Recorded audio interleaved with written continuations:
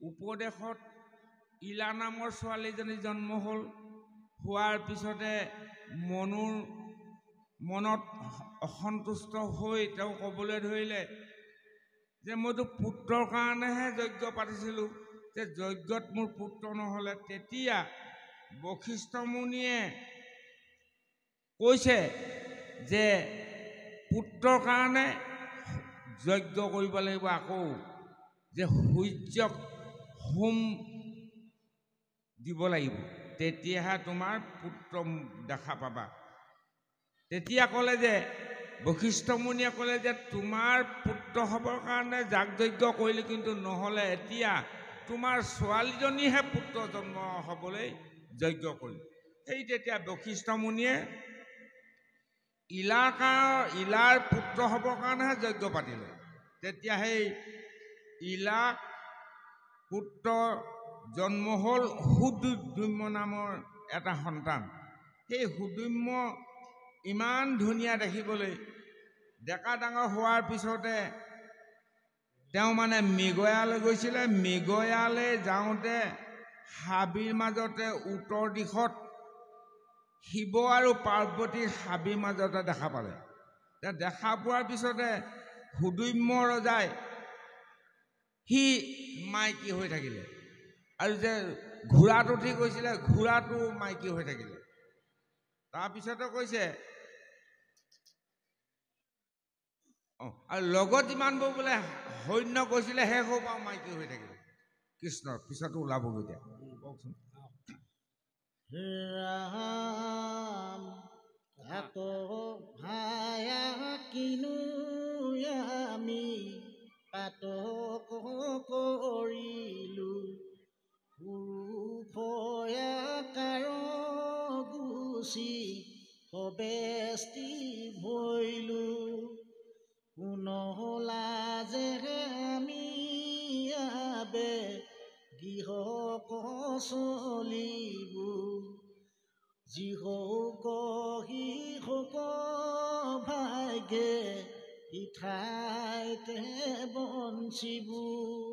এহি বলি ৰাজা পজা তহিতে ৰহিলা, শুনি কৰো নিপতিয়ে শুকত পুছিলা, কেনে স্ত্ৰী ভৈলহিতো পুৰুষ সকল, কহিও কইতো কথা মহাকৌতূহল, আমি শুকনি গদতি ৰাজা শুনাম মহাশয়, মহেশক দেখিবাক গৈলাৰী কিশয়, স্বামী সংগে পাৰ্বতীয়া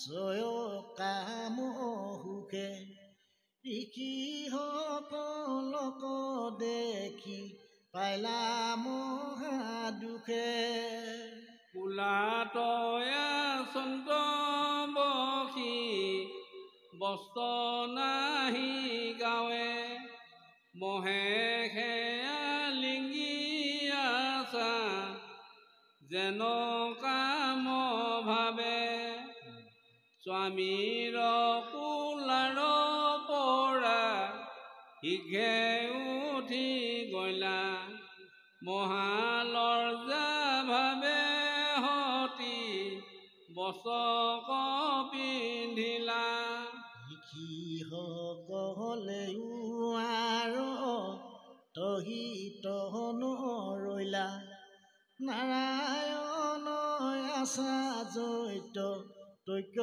চলি গৈলা, স্থিৰ প্ৰসংগ নাই বদৰি গাছমে, আলাপ কৰিয়া গয়া নাৰায়ণ হমে, পিয়া বৰ লাজ ভৈলা সকলে দেখিলা, তান প্ৰিয় কৰি পাছে বচন বুলিলা ইটো বনে প্ৰৱেশয় যিটো নৰগণ হবে শ্ৰীহকময়ী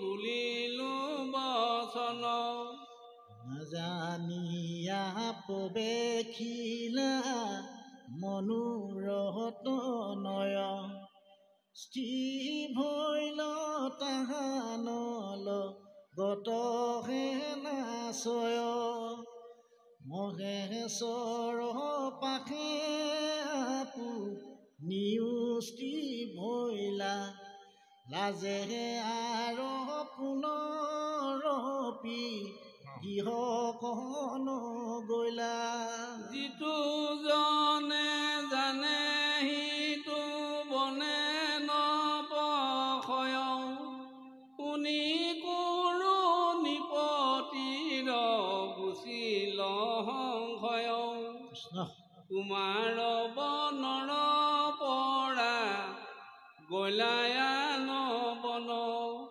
হেন বাগুচয় ইটো স্থিৰ লক্ষণ চন্দৰ পুত্ৰ জৈতে আশ্ৰময়াশ্ৰয় এহি আশ্ৰমত প্ৰৱেশিলাস্তিশয় স্থিগণে বেৰি ফুৰে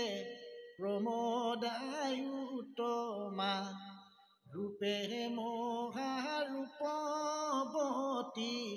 নাহিকে উপমা আংক দেখি হুম পুত্ৰ মহামোহ ভৈলা যিটো নাৰী আৰু আন থান কন কইলা তেহে উবুলন্ত মূৰ তুমি ভৈলা পতি এহি বুলি বুধে হমে কৰিলা সুৰতি বুধৰ ৰখে তান্ত এক পুত্ৰ ভৈল এহি মতে তহিত বিস্তৰ দিন গৈল ঈশ্বৰৰ ইচ্ছা তাক কোনে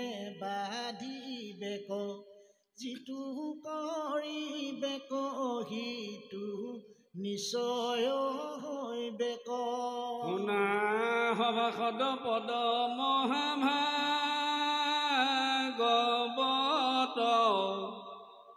কৃষ্ণক ভজিও লোক এৰি গৰ্বজত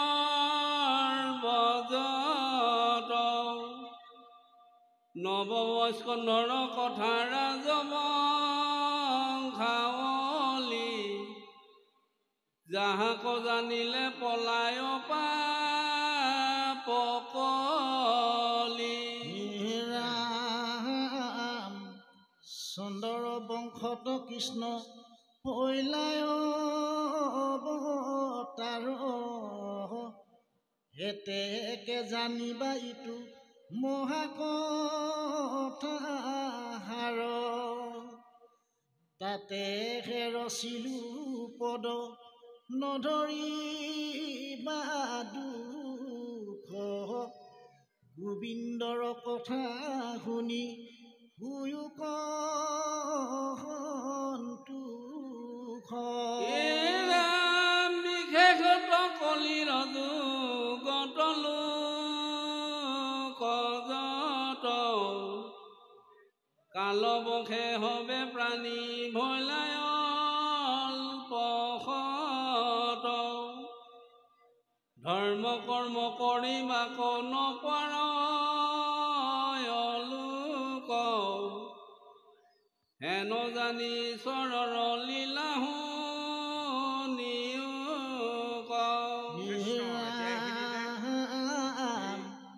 ঈশ্বৰৰ গুণ নাম এতিয়া ঈশ্বৰৰ তত্ত্ব কথাখিনি আৰম্ভ কৰিছে আগৰখিনি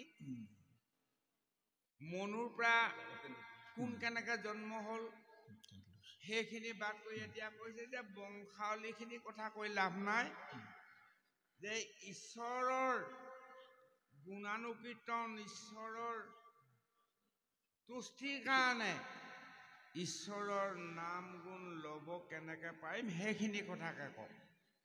বংশাৱলীটো কথাটোতো কৈ একো লাভ নাই। এতিয়া চাওক, কিছুমান এনেকুৱা আছে পন্থী, তেওঁলোকৰ মতে বংশতে বিয়া পাতিলেও একো অপৰাধ নাই, সম্বন্ধীয় কাৰোবাক আনিলেও অপৰাধ নাই। কাৰণটো এইটো যে প্ৰভু ভগৱন্তৰ সৃষ্টিত ব্ৰহ্মাই মানস পুত্ৰ সৃষ্টি কৰিছে, কইনাও মানস মনৰে সৃষ্টি কৰি পুতেকতে জীয়েকক দিছে, জীয়েকক পুতেকক দিছে। সেইকাৰণে এই বংশাৱলীটোত বোলে লাভ লোকচান বা ঈশ্বৰৰ তত্ত্ব কৃপা একো নাপায়, বোলে ঈশ্বৰৰ কৃপাটোহে আমি কওক। এতিয়া সেই বংশাৱলীটোৱে এৰি পেলাই ঈশ্বৰৰ কৃপাটো কেনেকৈ পায় সেইখিনি সুধিছে। এতিয়া ঈশ্বৰৰ কৃপা কথাখিনি ক'ব।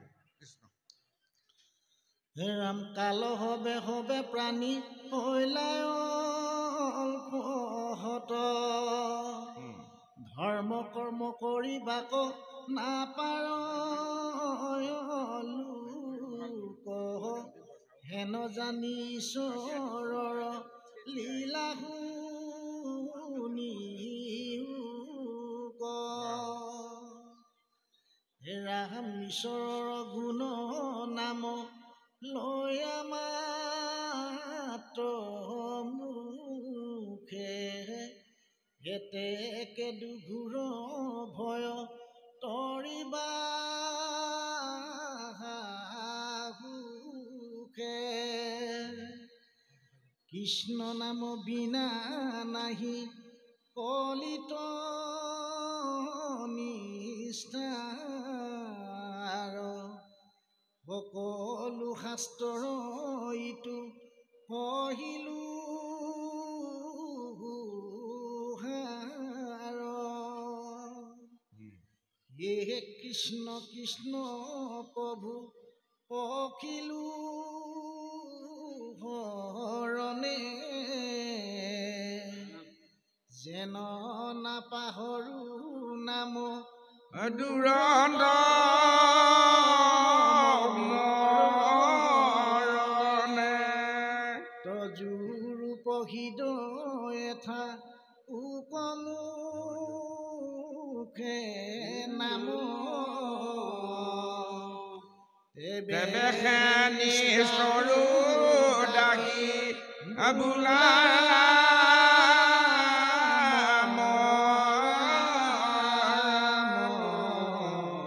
কৃষ্ণ হৰি ৰাম ৰাম ৰাম। কৃষ্ণ প্ৰভু সমস্ত। আমি হবে যিকেইটা বিশেষ দৰকাৰী সেইকেইটাহে অকণমান আলাপ কৰিবলৈ উলিয়াম, বাকীবোৰ কাহিনীবোৰ আমাৰ পাতিও লাভ নাই। আৰু কাহিনীবিলাকৰ ক'লো নহয়, এইখন ভাগৱতে এটা ক'লে, আকৌ কোনোবা এখনে কিবা এটা ক'ব খুজিলোঁ। কাহিনীবিলাকত আমি একো সাৰটো বিচাৰি নাপাম ইয়াতে। সেইকাৰণে স্বয়ম্ভু মনুৱে বশিষ্ঠ মুনিক কৈছে যে বংশাৱলীৰ কথা মোক কৈ একো নাপাওঁ আৰু নেপালোঁ, সেইকাৰণে কি কৰিলেনো ঈশ্বৰক পাম সেইখিনিকে কোৱা। সেইকাৰণে তেতিয়া কৈছে যে ঈশ্বৰৰ গুণনাম লৈয়া মাত্ৰ মুখে, এতেকে দুৰ্ঘোৰ ভয় তৰিবাহা সুখে। যে এই দুৰ্ঘোৰ সংসাৰখনত তৰিবলৈ যদি বিচাৰা, তে ঈশ্বৰৰ নাম গুণ মুখত ল'বই লাগিব, তেতিয়াহে তৰিবা। কৃষ্ণ নাম বিনে নাহি কলিত নিষ্ঠাৰ, সকলো শাস্ত্ৰ ঋতু কহিলোহু হাৰ। সমস্ত শাস্ত্ৰই কৈছে যদিহে কলিত নিষ্ঠাৰ পাব বিচাৰা, তেতিয়াহ'লে কেৱল কৃষ্ণ নাম লোৱা। হে কৃষ্ণ কৃষ্ণ প্ৰভু পখিলো হৰণে, যেন নাপাহাৰো নাম দুৰন্ত মৰণে। যিসকল সেৱক ঈশ্বৰক ভাল পায়, সেইসকলে জানে জীৱৰ মৰণ আৰু জনম, এই জনম আৰু মৰণৰ যিবোৰ যাতনা সেইটো বোলে দুৰন্ত যাতনা। এই দুৰন্ত যাতনাৰ পৰা হাত সাৰিবলৈ হ'লে তজুৰূপ হৃদয়ে থাকুক মুখে নাম, তেবেশে নিষ্ঠুৰ ডাকি বোলা ৰাম ৰাম। যদিহে তৰিব বিচাৰা হৃদয়ত ভগৱন্তৰ ৰূপটো লোৱা আৰু মুখে নাম লোৱা, তেতিয়াহে বোলে নিস্তাৰ পাবা আৰু ডাকি বোলা ৰাম ৰাম। এতিয়া একেবাৰে তত্ত্ব কথা, ডাকি বোলা ৰাম ৰাম। ডাকিবলৈ কৈছে, ৰাম বুলিলেই নহ'ব, ডাকি ল'ব লাগিব। তাৰমানে মাতি ল'ব লাগিব, ডাক দি ল'বলৈ কৈছে। তাৰমানে ব্ৰজাৱলী ভাষা, ডাক দিবলৈ ল'ব লাগিব, তাৰমানে মাতি ল'ব লাগিব। এতিয়া কৃষ্ণক কি বুলি মাতিম? এই যে ওংকাৰ ধ্বনি মাতিছে, য'ত ভকত বৈষ্ণৱ থাকিব ওংকাৰ ধ্বনি কৰিবই লাগিব, তেহে ভগৱন্ত বোলে আহিব। সেইকাৰণে জনাসকলে উপদেশী গুৰুৰ আৰ্হিৰে ভগৱন্তক মতাৰ নিয়মখিনি জানি লয়। যিহেতু ভগৱন্তক মতা নিৰ্দিষ্ট নাম আছে, কাৰণ সৃষ্টিৰ আদিতে ওংকাৰৰ প্ৰায় অনন্ত কোটি ব্ৰহ্মাণ্ড সৃষ্টি হৈছিলে। গতিকে ওংকাৰ ধ্বনি যেতিয়ালৈকে উচ্চাৰণ নকৰিব তেতিয়ালৈকে বোলে ঈশ্বৰ নাহে। সেইকাৰণে ঈশ্বৰক পুজিবলৈ, ভজনা কৰিবলৈ ডাকি ল'বলৈ কৈছে কৃষ্ণ।